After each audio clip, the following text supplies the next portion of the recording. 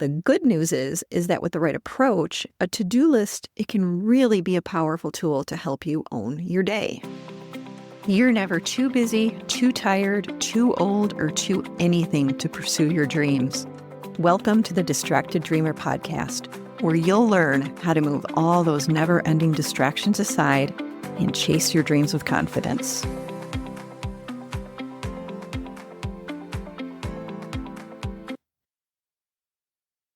Hey dreamers, it's your friend and host, Carlene, and I just wanted to take a minute and welcome you to the Distracted Dreamer podcast.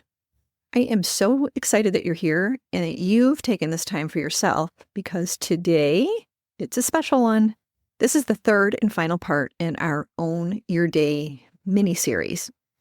And if you've made it through parts 1 and 2, I hope you're already feeling the shift, that growing confidence, that yes, you actually can be the architect of your own time. You can own your time. You can own your days, your weeks, your months, your years, and ultimately your life. In episode 1, we talked about the magic of controlling your mornings, that little slice of the day that you can fully own before the world demands your attention. And then in episode 2, we dove into creating your standard operating rules, those gentle but firm boundaries and routines that keep you focused and free. And today, we're bringing it all home with this final step. It's constructing a kick-butt to-do list. But before we dive in, I have a question for you. Do you make to-do lists? And if you do, how often? Do you do it daily, weekly, or maybe you just do it when things feel overwhelming? And what's very interesting is while to-do lists are a popular productivity tool, not everyone uses them consistently. In fact, a study conducted by Lifehack Method, it found that 33% of people use to-do lists and 24% rely on their inboxes as their to-do list. And 12% of people schedule everything in their calendars. And then a notable 25% handle tasks as they arise without any structured system. So the research, it highlights that a significant portion of people, they either lack a structured time management system or they're using less effective methods than what I'm teaching you in this series, which can lead to decreased productivity and actually increase your stress. So why don't more people use to-do lists regularly? Well, here are some common reasons, and these are reasons that I've heard from my clients over the last decade as to why they don't use a to-do list consistently. The first reason is they don't know how to create an effective list. Like they don't have a clear method, and lists can become overwhelming and ultimately ineffective. Can you relate to that? Or maybe you feel like a failure when you don't complete everything on the list. Yeah, sometimes we cram everything in there and we are just setting ourselves up to fail. And that discourages us, and then we avoid it. We avoid making the list, and we avoid doing the things that should be on our lists. Another thing that happens really frequently is you might lose your list. How many times have you written a list and you're like, oh, dang, where did I put that? Or it's in a notebook and you shove it in a drawer. And when you lose your list, guess what? It's no longer a tool, right? So it makes it really hard to stay on track. And the last thing is, it's really hard to be consistent at making a list. It's really hard to make it a habit. And if you don't have it as a habit, then you forget about it. So if any of these resonate with you, I just want you to know you are not alone. But the good news is that with the right approach, a to-do list, it can really be a powerful tool to help you own your day. Now, let's be honest. Most of us are not suffering from a lack of dreams. A lot of us, we got like a lot of dreams. What we're suffering from is an overload of tabs that are open in our brains and to-do lists that look more like overwhelming lists of just pressure, right? It's a to-do list of pressure. So today, I'm going to walk you through the anatomy of a to-do list that actually works, that fuels momentum instead of draining it, that gives you clarity, that gives you direction, and the satisfying click of knowing exactly what needs to be done. Let's dive into the 4 foundational pillars of a kick-butt to-do list. So how do you construct your to-do list instead of just scribbling it down? I like to think of it like building a house. You want a solid foundation, not something that's slapped together in a rush that crumbles by noon. So here are the 4 foundational pillars that are going to make your list not just functional, but really, really powerful. Pillar number 1 is to set a deadline for the end of your workday. Let's be real. Without a finish line, work can bleed into every part of your life. Emails at dinner, Slack messages during family time, that lingering feeling when you're sitting on the couch of, oh, I should be doing more. But here's the truth that I've learned the hard way, is Parkinson's law is very real. Parkinson's law states that a task will take as much time as you allow for it, regardless of how long it truly needs. So if you give yourself a week to complete a task, you'll take a week to complete it, even if it could have been done in a day. And you know why this happens? Well, oftentimes it's because we tend to fill the allocated time with various activities, or we get sucked into the perfectionist trap, or we go down rabbit holes, some of which might not even be directly related to the task at hand. Can you relate to that?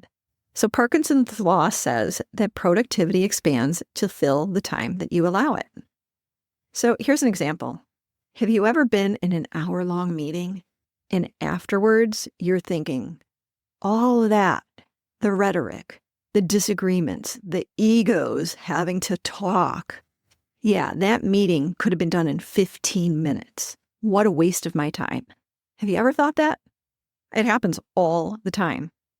So this is why the first pillar to creating your to-do list is to start by choosing your end-of-day cutoff. Maybe it's 5 p.m. Maybe it's 4:30. Whatever it is, name it. And then you work backwards from there, because you need to know how many hours you have available in a day. And it's usually less than you think. So you don't want to just say, I have all day and all night to work on things. That's Parkinson's law. Then you will put things off during the day, and this will bleed over into your personal life at night. And you don't want to do that. So let's say that you want to be totally done by 5:30, and your commute takes 30 minutes. That means no later than 5 p.m., you're shutting that laptop, which means all the big tasks, they need to be wrapped up by 4:30. So you can have that buffer time to prep for tomorrow, send those final emails, and mentally close the loop. Now, this one habit, giving your day a boundary, it can transform your stress levels and give you the rest that you actually need so that you're refueled for tomorrow. Remember, a clear end makes your start the next day much more intentional. Okay, so that was pillar 1. Create an end time for your workday. Pillar number 2 is to find your tiger time. Now, this little gem, this comes from the ever-inspiring Amy Porterfield, and I fell in love with the concept the first time I heard it. Your tiger time is that slice of your day where you are naturally more alert, more focused, and more creatively on. It's kind of like your secret weapon time. Let's talk about, how do you find your tiger time? So here's a few questions to help you dial in. You can ask yourself, when do I feel most energized during the day? I can tell you my time is in the morning. Don't ask me to do something after lunch. I'm kind of tapped out by then. When do I do my best work, where time flies and I'm in the zone? Mine is morning time. And sometimes, oddly enough, I have this burst of energy right after dinner. But it doesn't happen all the time. Another question is, if I had to do my most important task in 1 hour, what time of day would I choose? What's that 1 hour? That 1 hour where you know you're going to kill it. And then the last question is, when am I least likely to be interrupted? That's a big one. Don't schedule your tiger time when you know that it's a high disruption time. So for some people, maybe your tiger time is between 6 and 9 a.m. For others, it might be that sweet spot after lunch. But the key is to notice your rhythms and protect that time like a tiger guarding its territory. And here's the thing, not all tasks are created equal. You have high energy, high focus tasks like writing, like working on strategy, problem solving, or recording, like I'm doing right now, those should be done during your tiger time. Then you have your low energy tasks. Those are things like replying to emails or filing receipts or scheduling, and these can be reserved for your natural energy dips. Think of it like budgeting your brain power. Spend the good stuff on what matters most. Okay, so the first pillar was to create an end time for your workday. The second pillar is to choose your tiger time. Find your tiger time and use it. Pillar number 3 is to create process goals. Now, here's where so many people get tripped up. The difference between a vague goal and a process goal. Let me give you a few examples of what I mean by process goals. So a vague goal would be, I'm going to write a book. A process goal says, I'm going to write 500 words every weekday at 8 a.m. That's a process goal. Or another process goal would be that you're going to write the book proposal. Or I'm going to do the research for chapter 2. Or I'm going to write the outline. Get specific. Anyone else should be able to look at your to-do list and know exactly what your focus is. You don't want to write on your to-do list, write my book, because you don't know what you're going to be doing. You have to be very, very specific. Here's another one. Here's a vague goal that you would put on your to-do list. Get in shape. A process goal says, do a 20-minute workout. A process goal says, do a 20-minute workout Monday, Wednesday, and Friday at 5:30 p.m. That's very specific. But that's not specific enough for me because it doesn't tell me what the 20-minute workout actually is. So one of my goals is to move every day, but that's not what I put on my calendar. That's not what I put on my to-do list. I actually put the time of my Pure Barre class on my daily schedule, on my calendar. Because if I just put move today on it, I would have to decide, what does that mean? How should I move today? How long? It's too vague. But a scheduled time, knowing what kind of movement I'm doing and for how long, it makes it so easy for me to plan it and commit to it. So I know what you're saying, but you don't go anywhere for a class to work out, and that's fine. If you're planning on walking every day, put it on your calendar. Walking the dog from 7 to 7:30 a.m., boom, that's what goes on your to-do list. Okay, here's another example. A vague goal would be, I'm going to start a podcast. A process goal would sound like outline one episode every Saturday morning. Now, when I started this podcast, I literally never put start a podcast on my to-do list. Instead, I blocked out time to brainstorm podcast titles. So that's what I wrote on my to-do list, brainstorm podcast titles. Then I blocked out the time to create the podcast artwork. So on my to-do list, it was create podcast artwork. And then it was, I have to brainstorm topics for episodes. That's what went on my to-do list, not start a podcast. And then I had to block time to learn the tech behind getting the podcast recorded and published.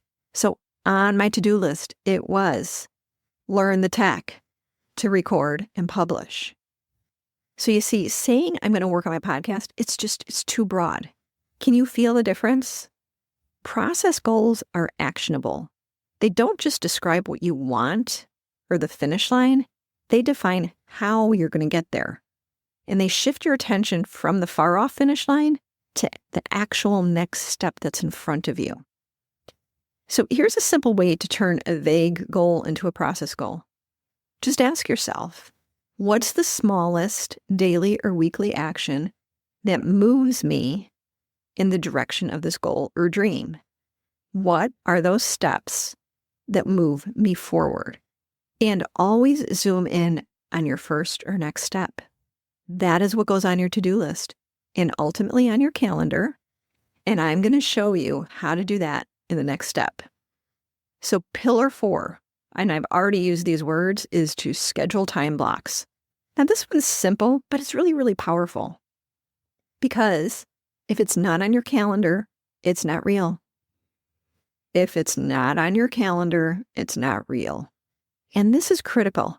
You must have a calendar or planner that breaks out the day hour by hour, or even in 30-minute increments in order to time block the right way. So if you don't have one of those, highly, highly recommend you go on Amazon or go up to your nearest Staples store or wherever you get your planners and make sure that you have a planner that has the times of the day broken out hour by hour or in 30-minute increments. So you have to schedule your to-do list. You have to schedule you like you would schedule anyone else. So think of your calendar. It's not a trap, but it's more like a canvas. It's a place where you're painting your priorities. And your calendar is your canvas to see where the white space is in your day. So start by setting your end of day deadline. If you want to be home and mentally free by 5:30, what time do you need to stop work? Then put all your meetings and your commitments on your calendar again as time blocks with a start and end time. Now you're going to reverse engineer scheduling your to-do list items into your time blocks. So depending on the calendar or planner you use, remember you should be able to see your entire day hour by hour or maybe even in 30-minute increments. And when you see this, you have a visual of the white space you have in your day to time block items from your to-do list. And this is called back planning. And it's one of the most underrated tools to have some time freedom. Now, you want to block your tasks, which is also known as your process goals that we just talked about, into your day. You want to assign start and end times. Give them a home on your schedule and respect those blocks the same way you'd respect a client meeting, because your dreams and goals deserve that level of commitment. So those were the 4 foundational pillars of a kick-butt to-do list. Pillar number 1 is to set a deadline for the end of your workday. Pillar number 2 is to find your tiger time. Pillar number 3 is to create process goals, because that is what you put on your to-do list and ultimately on your calendar. And pillar number 4 is to schedule time blocks. Okay, so now you know how to create a strong to-do list that's going to support you throughout your day. But here's the bigger question. How do you make this a daily habit? Because I talked about this at the beginning of the episode. Is one of the hardest things is doing this consistently and making it a habit. So creating a to-do list, it's just the beginning. In order to really benefit from it, it needs to become a daily habit. And here's some ways to make that happen. The first thing that I always encourage people to do is plan tomorrow today. Plan tomorrow today. Spend a few minutes each evening outlining your tasks for the next day. This practice, it sets a clear intention, and it actually reduces your morning decision fatigue. And I say this all the time, your future self will thank your present self for doing this every single time. The next thing that you want to do is you want to keep your list visible, whether it's a notebook or a digital app. Keep your to-do list in sight. You want to refer to it all the time throughout the day to help you stay on track. You don't know where to go next, you got to look at your to-do list. You just finished something on your to-do list, you want to go back there and you want to cross it off, check it off, give yourself a high five, and move on. Don't make a to-do list and shove it in a drawer. Or don't use an app that is too tedious to constantly have to pull up throughout the day. Make it simple, make it easy, and keep it visible at all costs. And finally, review and adjust. So at the end of the day, review what you've accomplished and celebrate those wins, and then adjust your list as needed for tomorrow. So going through this type of reflection, it helps you recognize the progress that you've made, and it helps you plan tomorrow better. If there was something on your to-do list that you had time blocked and it didn't get done today, do not beat yourself up. Just own it. And you absolutely must move it forward to tomorrow or another time when you can focus on it and get her done. Okay? No shame in moving things forward. In fact, that's what the most productive people do. Move it forward. So remember, a to-do list it's not just a note. It's a commitment to yourself. And by keeping it front and center, you're going to reinforce what your priorities are, and you're going to be taking control of your time. Let's wrap this all up. Let's zoom out for a quick minute here, because this is the third episode in the Own Your Day approach. And I want to review what those 3 steps are. The first step in the first episode was to control your mornings. The second step to own your day is to create your standard operating rules. And the third step to own your day is to construct a kick-butt to-do list. Those are the 3 steps. You can go back and listen to these episodes at any time. And remember, these aren't rigid rules. These are the building blocks for a life where you get to call the shots. This is where time doesn't slip through your fingers anymore. This is where your energy is focused, where your goals are really clear, and you're making steady progress. So today, take a moment to check in with your to-do list and ask yourself, is it small and achievable? Did I plan it the night before? Is my number one priority front and center? Am I honoring my tiger time? Are my goals broken into actionable process steps or goals? And did I schedule time blocks and set an end-of-day deadline? If not, no shame, no stress, just adjust. And that's the beauty of owning your day. You can course correct at any time. And I want to know what came up for you today around your to-do list. Are you ready to embrace creating one every day? What's one thing you learned today? Or what's something you already knew, but this was a great reminder? And I really want to know, did you enjoy the Own Your Day series and how it was broken out into these 3 episodes? I'd also love to know, what's your one big takeaway? I want to know. So hit the send a text to Carlene link in the show notes and tell me everything. I love spending time with you here. And if today's episode sparked something for you, I'd love to hear about it. Leave a review, share it with a friend, or come chat with me on Instagram. And thank you so much for tuning in. And your dreams are waiting for you. Your time is now. And I can't wait to see you in the next episode. Oh, and one more thing. This is the legal language. You know, the stuff that the lawyers put together, and they say that I need to read this to you. So here we go. This podcast is presented solely for educational and entertainment purposes. I'm just your friend. I'm not a licensed therapist. This podcast is not intended as a substitute for the advice of a physician, professional coach, psychotherapist, or other qualified professionals. Got it? Good. I will see you in the next episode.